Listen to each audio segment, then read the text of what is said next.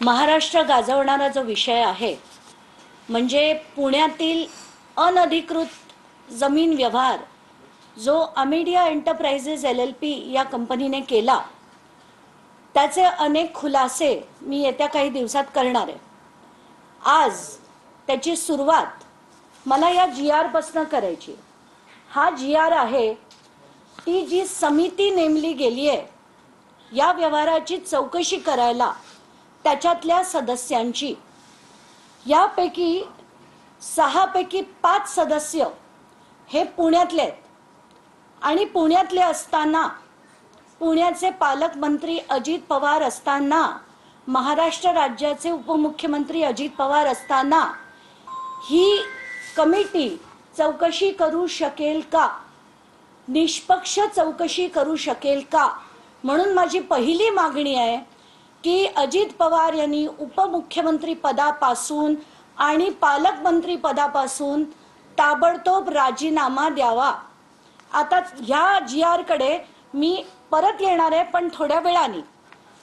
आता पहिली गोष्ट, हे जे अग्रीमेंट झालंय त्याच्यात कोण म्हणतं 1804 कोटी होतं, ते 300 कोटीला घेतलं, त्याच्यावर स्टॅम्प ड्युटी भरलं नाही, अमुक तमुक तमुक।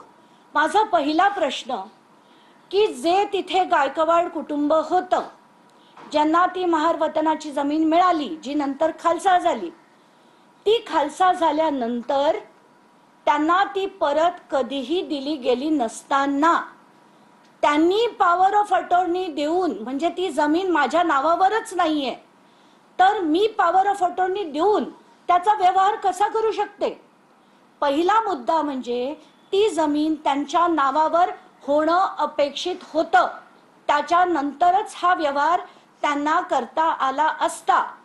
पण शीतल तेजवानी नावाची व्यक्ती ही 11,000 रुपये 30 डिसेंबर 2024 ला भरते, त्याचं पत्र ती कलेक्टरना पाठवते 30 डिसेंबर 2024 ला, आणि 30 डिसेंबर 2024 पासून कलेक्टर त्याच्यावर कुठल्याही प्रकारची कारवाई करत नाही।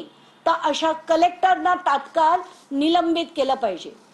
मुद्दा नंबर 2, ही जी so called power of attorney आहे ती सुद्धा रजिस्टर्ड नाही। तर कायदा असा म्हणतो की जेव्हा विक्रीचा व्यवहार असतो आणि विक्रीची सही करायची असते तर ती power of attorney he registered लागते, तर ही पॉवर ऑफ अटॉर्नी रजिस्टर्ड नव्हती। मुद्दा नंबर 3 जे आत्ता म्हटलं गेलं होतं, आणि हा अतिशय महत्त्वाचा मुद्दा आहे की हे जे सो कॉल्ड आम्ही कॅन्सल रद्द करून टाकतो, आम्ही तो चोरीचा माल परत देऊन टाकतो आणि पोलिसांना सांगतो मला पकडू नका।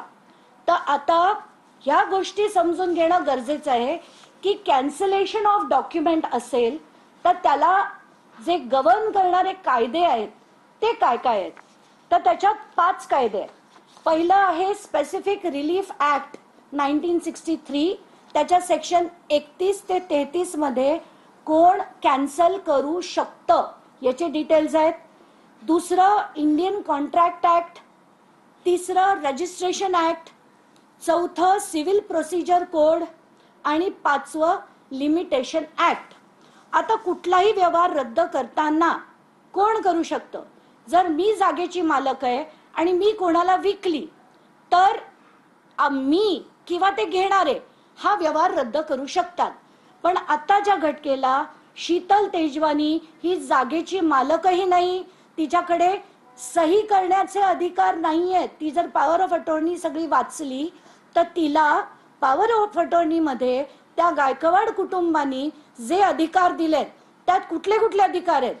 तर वकील नेमण्याचे, गव्हर्नमेंट ऑफिस मध्ये प्रतिनिधित्व करण्याचे, इतर सगळे अधिकार, कोर्टात केसेस फाईल करण्याचे, डॉक्युमेंटेशन तयार करायचे अधिकार आहेत। पण गायकवाड